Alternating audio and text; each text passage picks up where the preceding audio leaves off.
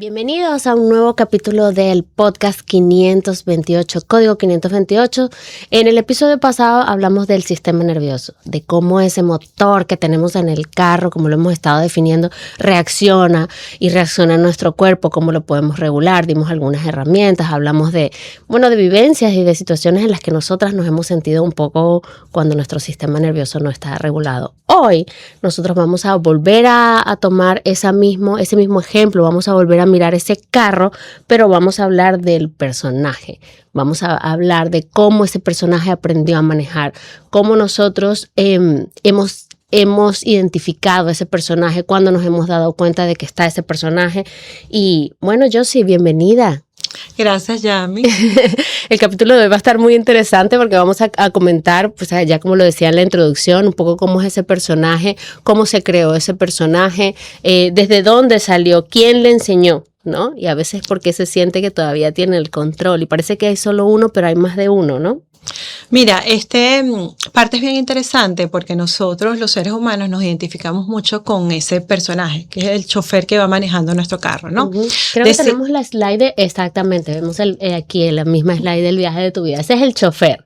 Ese es el viaje de tu vida, el carro es el cuerpo, que hablamos del sistema nervioso, particularmente cuando hablamos del cuerpo, y ahorita estamos hablando de quien está manejando ese carro, ¿no?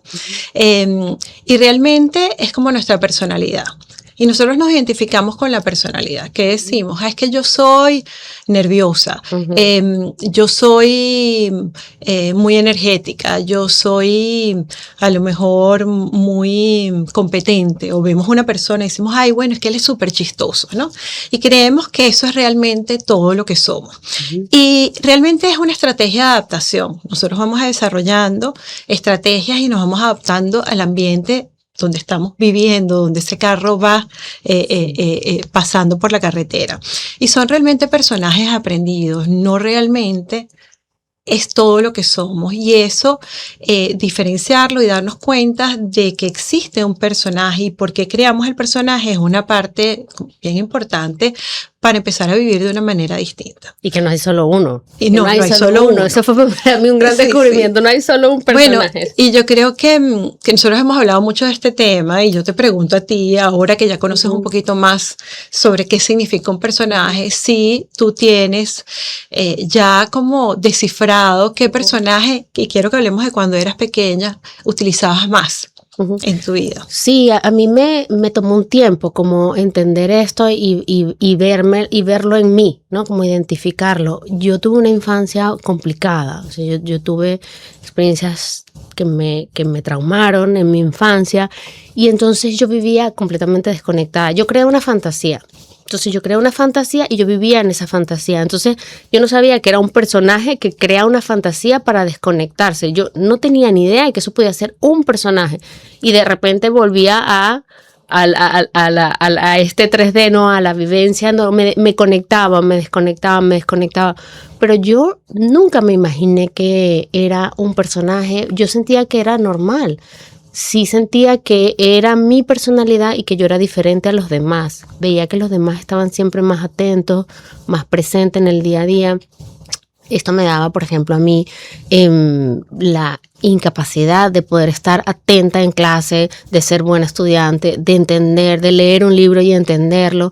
Me costaba mucho porque vivía mucho en una fantasía creada. Entonces, si eso es un personaje, era un personaje de una niña que se desconectaba del mundo completamente. Y después, pensando en mi infancia, también había un personaje como muy artístico. O sea, yo encontraba, sin tener que desconectarme, algo que no estuviese ocurriendo, me gustaba mucho bailar. O sea, yo era bailarina, que esto es más si está ocurriendo, si está pasando, si es una acción que se ve y que comparto con otras personas. Entonces me convertí un poco en esa. Esa era como un poco las personalidades que tenía. Era una niña muy susceptible, muy susceptible. Todo me ofendía mucho, todo me hería mucho.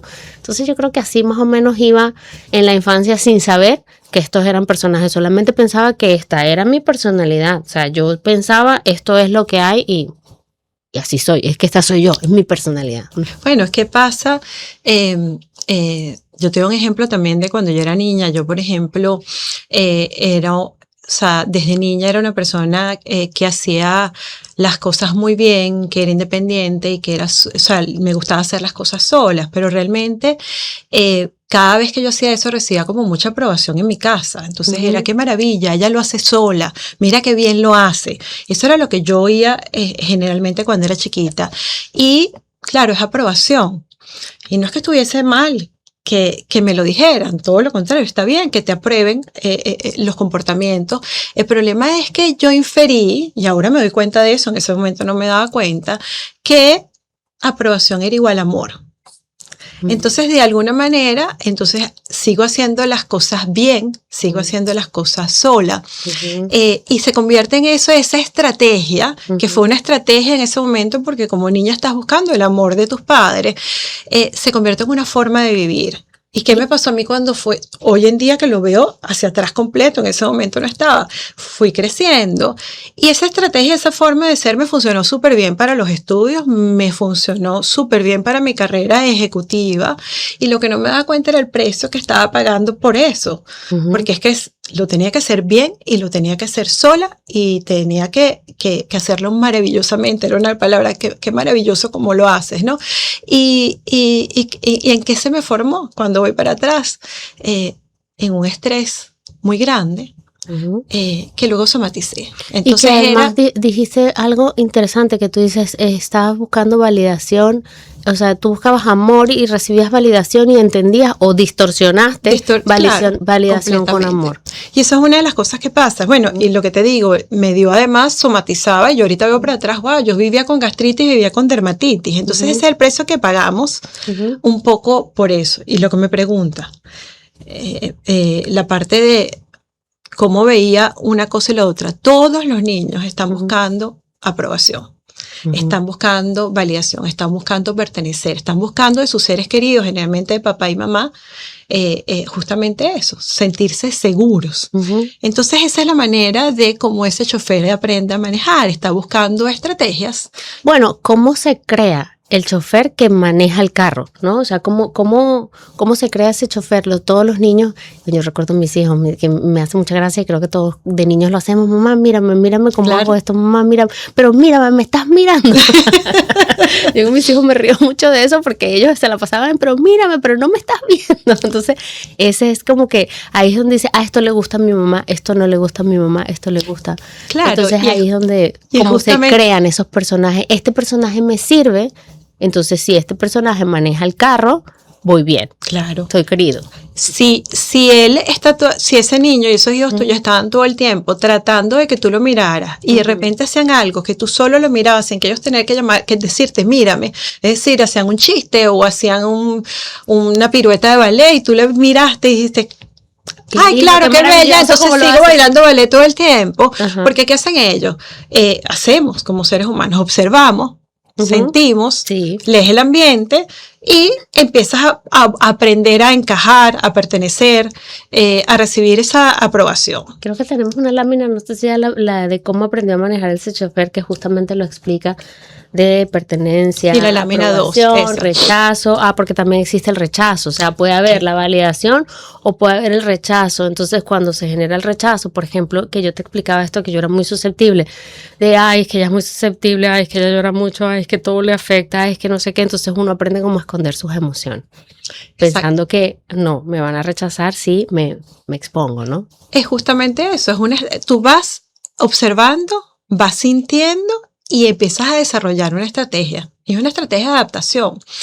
Y la estrategia de adaptación no está mal. Es realmente lo que necesita ese niño para sobrevivir en ese ambiente. Justamente, si yo a lo mejor soy bromista de naturaleza, de chiquito, y de repente me regañan porque me estoy riendo mucho y estoy siendo bromista, a lo mejor entonces aprendo que delante de mi mamá y mi papá, entonces no hago tanto ruido. ¿Ok? Y eso es justamente la parte que no nos damos cuenta, ¿no? Y ahí está la lámina 3, que el niño se adapta. Y lo que pasa es justamente que la expresión natural del niño se queda como en silencio. Entonces ese niño que a lo mejor se cae y llora por naturaleza porque me duele y porque tengo ganas de llorar, si a mí viene mi papá y pasa mucho con los hombres, dice no llores, que los que lloran son las niñas, entonces aprendo a no llorar. Entonces mi expresión natural, lo que realmente soy yo, no lo estoy demostrando porque estoy viviendo como un personaje. Es como si son máscaras, como si fuesen caretas, no estoy escondiendo mi emoción. Si realmente lo que me premian es que esté bailando, porque mi mamá quería ser bailarina, yo ahora hago buenísimo ballet, entonces estoy bailando todo el día y quiero ser la mejor bailarina del mundo. En mi caso, como te conté, me premiaban que yo hiciera las cosas sola. Claro. Y que las hiciera bien. Entonces yo dije, ay, qué bien, mira cómo la hace sola, mira cómo la hace sola. Entonces, ¿qué pensaba yo? Que tenía que hacerlo todo sola. Porque sola es como me aprueban y sola es como me quieren. Entonces, cuando necesito ayuda, ¿qué hace una persona que cree un niño que tiene que hacerlo solo? No pide ayuda, no sabe pedir ayuda. ¿Ok? Entonces, esa naturaleza, esa expresión natural se va perdiendo por justamente esa necesidad de aprobación. Qué interesante. Y quiere decir que entonces desde muy pequeños el chofer aprende sus primeros modos de conducir es con la validación, es decir, y con la emoción que hay detrás de la validación. No, si me gustan, si gusto, si me gusta, cómo me siento, si me validan es porque me quieren, si me rechazan es porque no me quieren. O sea, como con esa confusión empezamos a crear nuestros personajes y después con el tiempo no nos olvidamos o no nos damos cuenta de que pensamos que eso es el todo. Ese es el universo de nuestro ser, esos personajes, ese personaje. Claro, perdemos esa expresión natural que era como, puede ser la esencia que empezó de ese niño. Y nos acostumbramos a repetir y a repetir y a repetir exactamente los mismos patrones que creemos que simplemente somos eso. No nos damos cuenta que lo estamos haciendo y si lo observamos bien de cerca es como del miedo, ¿no? Sí. Porque si yo estoy buscando amor y no quiero rechazo, realmente lo que le tengo miedo es al rechazo. Y lo podemos ver a lo mejor también en una familia cuando vemos unos niños que están interactuando uno con el otro. A lo mejor si yo soy el mayor, entonces al mayor le dicen, bueno, es que tú eres el mayor, que tú tienes que...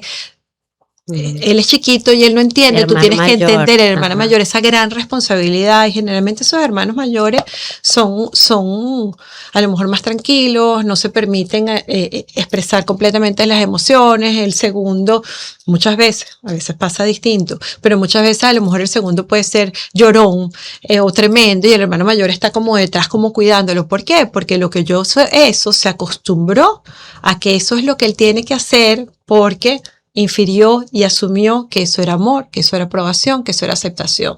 Y pasa en el núcleo familiar primero y luego va pasando en otros núcleos. Porque claro, si voy al colegio, en el colegio entonces es la profesora o es el grupo de amigos. A lo mejor en la casa yo tengo que comportarme de una manera, pero de repente empiezo a observar la dinámica que está pasando en el colegio y en el colegio está pasando una dinámica completamente distinta. A lo mejor en la casa me tengo que quedar callado porque si hablo mucho mi papá me regaña y en el colegio me doy cuenta que si no hablo, nadie me invita. Entonces empiezo como en el colegio a desarrollar otra estrategia y es siempre... Bueno, otro personaje. Y entonces no sabemos que hay varios personajes, solamente los vamos creando de forma inconsciente, o sea, no nos damos cuenta, o sea, no es algo que hagamos pensando. No, vamos a hacer esto y vamos a crear este nuevo personaje y vamos a adaptarnos aquí, lo estamos haciendo por esto, solamente lo hacemos como de forma intuitiva. ¿Cómo de todos esos personajes hay uno que es el personaje principal? ¿Cómo de repente uno... Claro, o sea, a mí se me dio de forma natural. Yo creo que si tengo que decir, mi personaje principal era estar siempre desconectada. Pero ¿cómo se elige? Porque no es que lo eliges, es que realmente por la necesidad que está pasando en el ambiente y que es lo que me crea a mí más inseguridad. Yo te voy a contar... Voy a contar aquí un ejemplo que yo en un momento te lo dije, a ti te hizo mucha gracia, ¿no?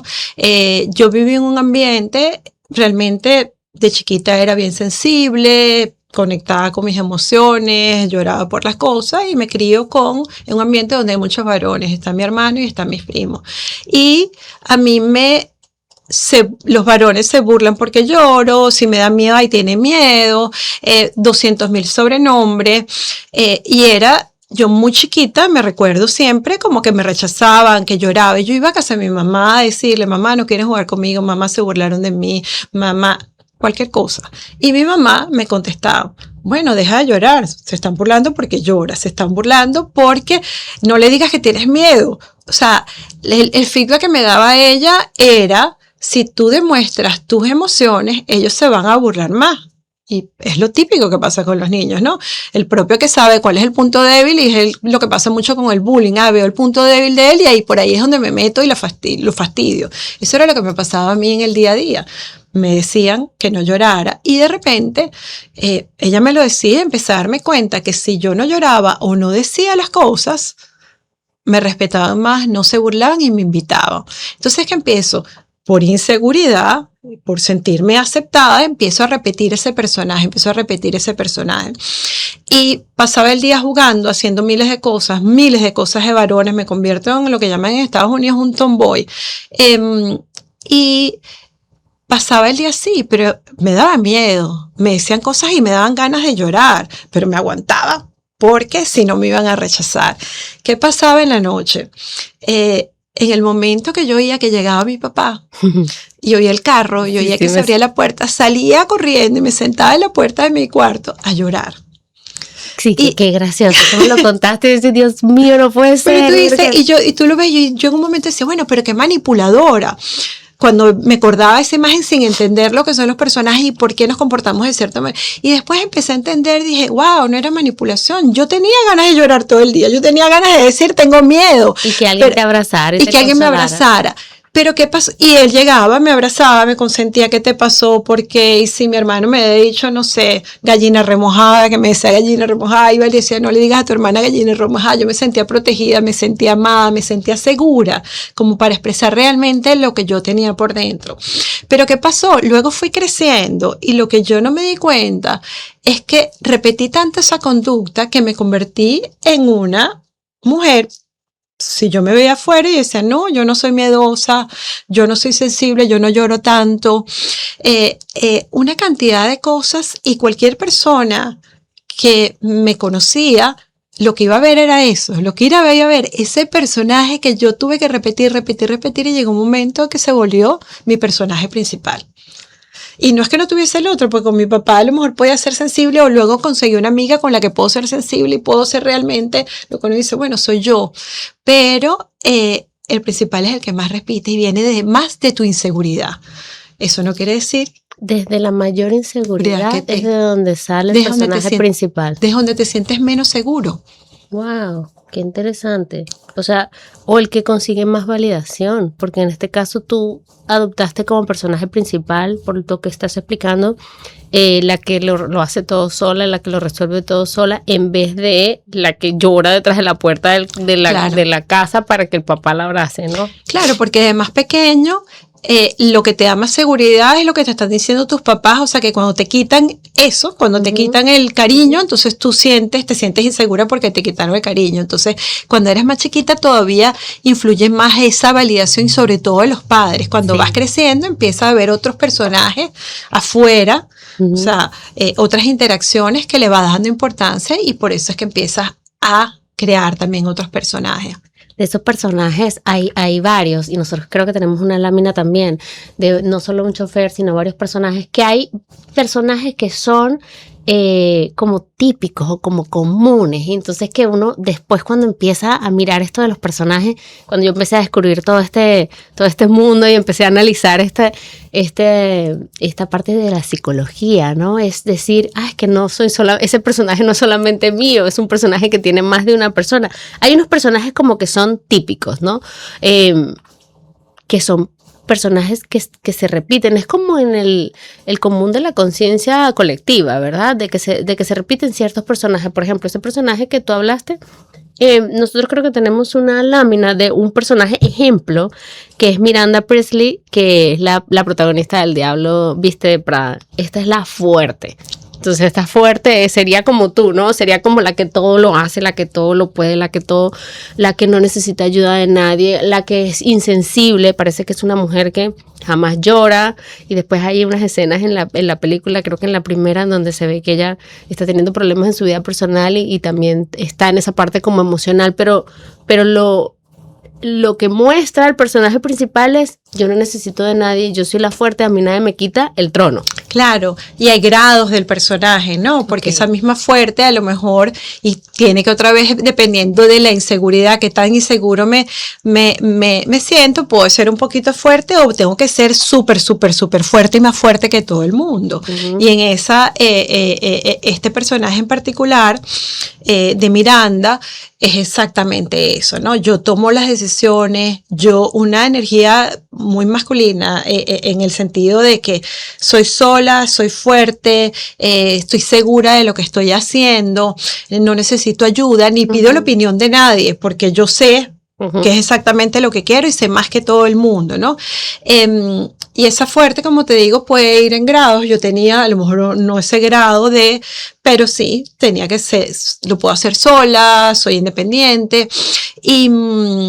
Y la parte de esa fuerte es que cuando la gente la mira de afuera, porque no solo es mirar los personajes de nosotros, es identificar también los personajes de otras personas, porque cuando vemos a una Miranda que entra a lo mejor a clases o entra a la oficina y decimos, bueno, esta persona es súper fuerte, esta persona no le interesa lo que piensa más nadie de sí misma, está súper segura, no tiene sentimiento, y resulta ser que lo que estás escondiendo todos sus sentimientos. Sí, es la manera esa personalidad justamente como si fuese una muralla protectora. Ese es un personaje muy, muy común y en muchas mujeres. Además, sí, en muchas mujeres en un mundo. Sí, en el empresarial, sí, exacto. Y luego hay otro personaje que también trajimos hoy, que este personaje yo lo amo, que es el desconectado, que vendría siendo un ejemplo de Chandler Bing, que muchos lo conocemos, por supuesto, por la serie Friends. Además, yo soy muy fan de él y me leí su libro cuando él falleció y toda su historia, la seguí desde antes, incluso lo vi muchas veces. El personaje de la vida real, no el personaje de la serie, parecía que era muy parecido. O sea, él explicaba que cuando crearon a Chandler decía, es que soy yo, no lo puede hacer otra persona. Entonces él vivía todo el tiempo siendo gracioso, siendo simpático, haciendo chistes, haciendo bromas, pero esa era la forma de esconder sus emociones, su sensibilidad y su sufrimiento. Claro. Porque parecía que era una persona que sufría muchísimo por dentro, pero la forma de protegerse fue con el humor. Bueno, porque escondo mis emociones de alguna manera. De pequeño me enseñaron que no era seguro mostrar mis emociones. Entonces, si no tengo con quién mostrar mis emociones, ni nadie me valida mis emociones, escondo mis emociones, y como son tan fuertes para mí, para lidiar con ellas, me meto y me desconecto. Entonces hay muchas formas de desconectarte. Lo que tú dijiste al principio de que tuviste esa infancia que fue complicada y te hacías una fantasía, es justamente, si no puedo lidiar, porque no es seguro lidiar y no tengo con quién lidiar. No tengo las herramientas. No tengo las herramientas ni tengo el apoyo, porque como niño no tienes el apoyo. O sea, si no te lo da un adulto, no lo tienes. Entonces, ¿cómo sobrevivo? Me desconecto de esa realidad con la que no puedo lidiar y me desconecto de diferentes maneras. Me puedo hacer una fantasía, vivo en un mundo y me imagino y estoy soñando todo el día, o empiezo a hacer chistes y a todo le saco una cosa graciosa, y en vez de meterme a ver las emociones, saco un chiste de cada una de las cosas y una manera como de protegerme. Y a veces no nos damos cuenta que hoy en día pasa mucho, y pasa mucho además con los adolescentes. El social media también es una manera de desconectarme. O sea, yo llego y en vez de lidiar con lo que está pasando en mi colegio, con el bullying, con la aceptación y todo, me meto en ese mundo de social media. Yo lo vemos muchísimo. Bueno, no, es que tiene una novia o una amiga que es una inteligencia artificial. O sea, no está lidiando con la realidad, y me voy como esa fantasía porque ahí es más seguro. Ahí me aprueban, ahí me validan mis emociones, y como en el mundo real no tengo quien me la valide y con quien sentirme seguro, me desconecto. Entonces ahí Chandler Bing lo hace con chistes y graciosos y con humor. Sí. Y mucha gente, a lo mejor, si nos ponemos a pensar, y yo los invito a ustedes a que se pongan a pensar qué persona en su vida está ahí que hace exactamente lo mismo. Y a lo mejor no tiene que ser tan desconectado, sino que en ocasiones se desconecta. Sí, pero esos dos personajes, bueno, ese personaje particularmente es un personaje que se desconecta para protegerse. Pero luego también tenemos otra de la misma serie Friends que hemos traído, que es Monica Geller. Ella no se desconecta, pero ella lo que hace es estar hiperconectada con todo lo que está pasando a su alrededor y resolverle todo a todo el mundo y ser la que limpia, la que cocina, la que... Estás en hacer todo. De hecho, en la serie pasa mucho que todos quieren estar en su casa, porque su apartamento es el más limpio, el que está más organizado. Ella es la que cocina, ella es la que hace todo, ella es la que sirve a todos, y entonces un poco vive en esa hiperproductividad para satisfacer, para complacer, para gustar, para encajar, para conseguir validación, que otra vez confundimos validación con amor. Bueno, fíjate que si nos recordamos además de dónde viene Mónica, Mónica tiene un hermano, ¿ok? Que el hermano es el consentido, el hermano es al que los papás le parece que es maravilloso, y ella es la segunda donde tiene que competir con ese hermano. Entonces, si yo lo hago bien y hago sola y me luzco y resuelvo, a lo mejor recibo aprobación que está buscando como una loca aprobación. Como una loca aprobación y el amor de sus padres. Entonces empieza con esa personalidad chiquita, esa es la estrategia que tiene para conseguir validación, y de grande se va convirtiendo exactamente eso, ser productiva. El valor personal es con lo que yo produzco. Si no estoy haciendo algo y no lo hago bien, no soy suficiente. Esa es lo que ella concluyó cuando era pequeña de su círculo familiar, de su relación con sus padres, y sigue haciendo eso de adulto. Entonces ese es el personaje y lo vemos también mucho, pero ¿no? otra vez es confundir la validación con el amor, porque el amor está, Sí. El amor está ahí, el amor tampoco depende de que me digan que lo que hago está bien o no está bien. Sí. Si les parece que no está bien, no quiere decir que no me amen. Entonces ahí es como que esa distorsión que se crea en la infancia, ¿no? Y que nadie nos dice, tampoco nuestros papás saben, o sea, como que no hay herramientas, o tal vez ahora hay un poco más, pero no habían en nuestra época como herramientas para entender esa diferencia. No necesitas esa validación para saberte amado. Sí, y lo otro que yo quiero que quede claro es que no estamos diciendo que ser productivo sea malo, no. Claro. Ser productivo, resolver, o el humor tampoco es malo para nada. El problema es cuando lo estás haciendo.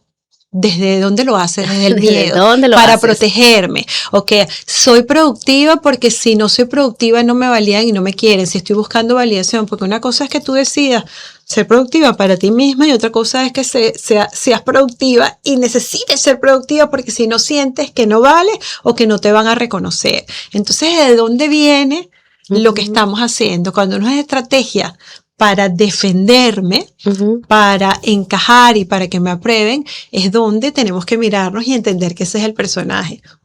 Sí, es desde dónde se hacen las cosas. Yo creo que esa es la clave de todo. La clave de todo es desde dónde te mueves, qué es lo que te mueve para la acción. Nosotros tenemos otro personaje, creo que es el último, y este personaje me encanta, todos me encantan, pero este personaje particularmente porque es de una serie muy reciente y creo que lo comentamos y tú no la has visto, que es de la serie Envidiosa. Él se llama Matías. Matías es el complaciente. El complaciente es esa persona que, bueno, la novia, por lo menos en la serie, la novia lo vuelve loco. Esta chica su sistema nervioso no está regulado claramente. Ella tiene, sus inseguridades que la hacen reaccionar de forma excesiva, exagerada. Toda la serie gira en torno a que el personaje principal es muy exagerado, no contiene sus emociones, no se mide, atropella, porque ella misma está en ese universo así todo desregulado, ¿no? Y entonces en el camino, por supuesto, se lleva a todos los que están alrededor. Y Matías es quien la quiere, es quien la acepta, es quien le dice, no importa si te volviste loca y explotaste un día o hiciste un espectáculo o hiciste esto, yo estoy aquí y te quiero y te quiero y te quiero. Son pocas las escenas en la serie en las que vemos a Matías diciendo, hasta acá, ¿sabes? Y no queriendo continuar. Entonces este es un personaje que también es muy típico en nuestra sociedad, de personas que se vuelven excesivamente complacientes. No es que no seamos complacientes, es que es excesivamente complaciente para que no nos dejen. Yo pienso que ahí lo que está funcionando en el cerebro, la emoción es que no me dejen, que no se vayan, que no me abandonen. Es como yo lo siento. Completamente. Y ese tipo de personas son también las que no saben decir que no. Uh-huh. ¿Ok? Y volvemos otra vez, es desde dónde lo estás haciendo, ¿no?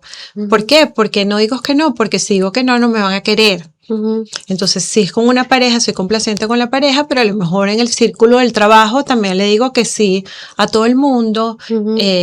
acepto más de lo que puedo realmente manejar, Uh-huh.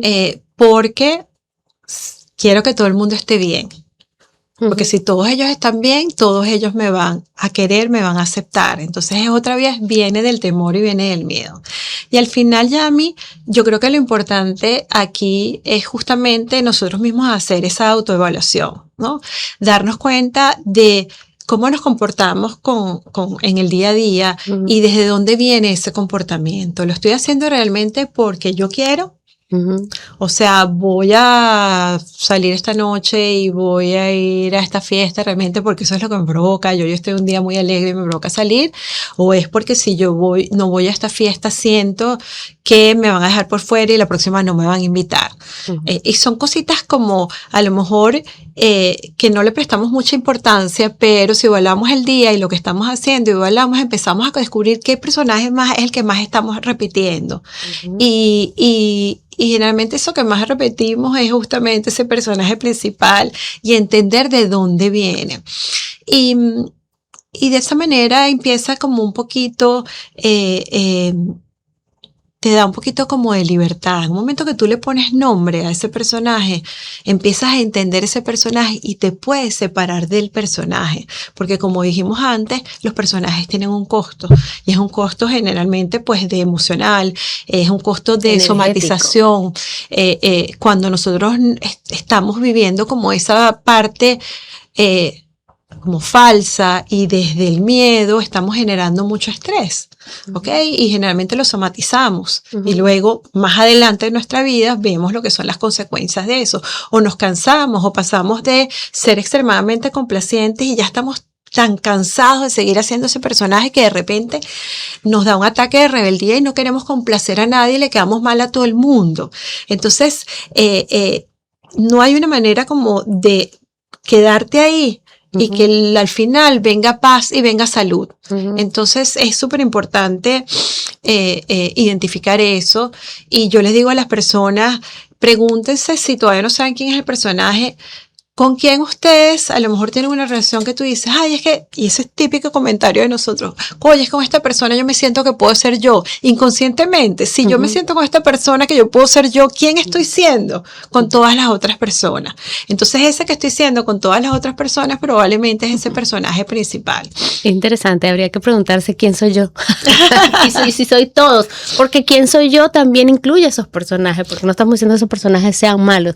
Antes habíamos dicho en el transcurso del programa, dijimos que no teníamos esas herramientas como para entender que estos eran personajes creados, que solamente los fuimos creando intuitivamente, buscando validación, buscando seguridad, buscando conexión, buscando amor, ¿no? Al final, seguridad, una sensación de seguridad, de amor y de pertenencia. Pero ¿qué pasa? ¿En qué momento, no? O sea, cómo a mí por lo menos me pasó que me tuve que parar a ver no solamente los personajes, sino muchas cosas en mí, o sea, como el universo de lo que yo soy, cuando tuve como ese momento de quiebre en mi vida que me llevó a este despertar espiritual y a conocerme, a mirarme hacia adentro. Hay otra forma, es la única forma que hay para llegar a verse. Mira, pasa generalmente de muchas personas, oyendo, entendiendo el concepto es una manera de empezar a preguntarte qué personajes estoy viendo. Uh-huh. Yo te digo también en mi experiencia, uh-huh.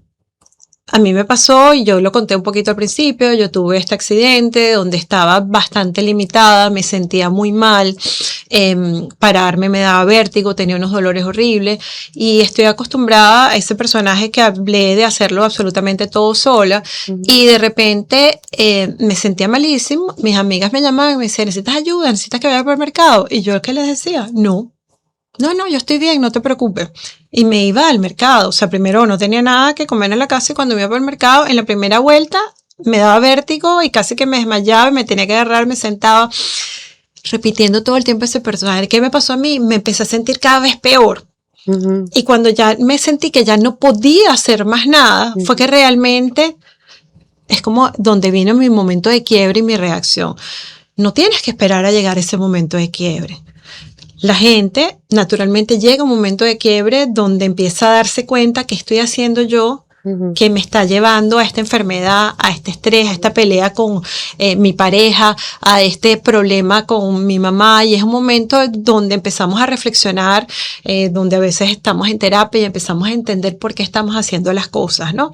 Y ese es lamentablemente el momento de quiebre. Muchas veces la mayoría de las personas llegan ahí, pero si nosotros nos educamos en general y empezamos a oír y a entender un poquito cómo funcionamos como seres humanos, este podcast es precisamente para eso, ¿no? Entendemos el concepto del personaje y empezamos a reflexionar, y vuelvo otra vez lo que es la palabra de autoevaluación, ¿no?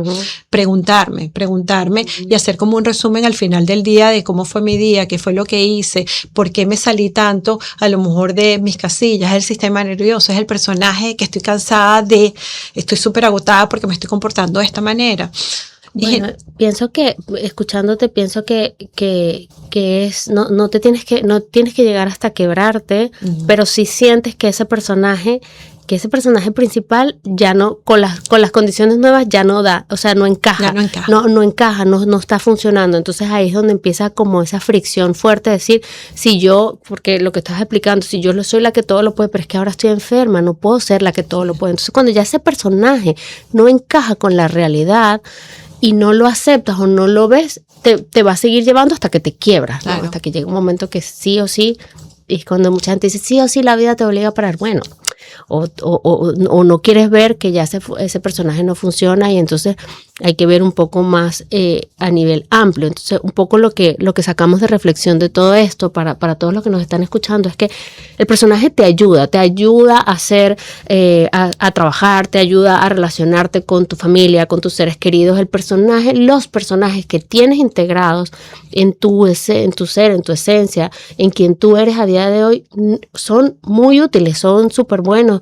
O sea, pueden ser completamente funcionales, pueden coexistir, pero siempre que sepas que no es todo tu universo, no eres solamente ese personaje, no eres uno, eres muchas cosas, eres más de una sola, de una identidad, digamos, ¿no? O sea, no solamente soy la que hace podcast y la comunicadora, que ahora hablo mucho, me la paso hablando todo el tiempo en diferentes formatos. Entonces ese sería para mí un personaje, una persona comunicadora, una buena comunicadora, pero soy mucho más que eso. También soy mamá, y también soy hija y soy hermana, y tengo familia, tengo amigos, y tengo otros proyectos de tecnología, y tengo una comunidad, y tengo tantas cosas y diferentes personajes, y ninguno me atrapa.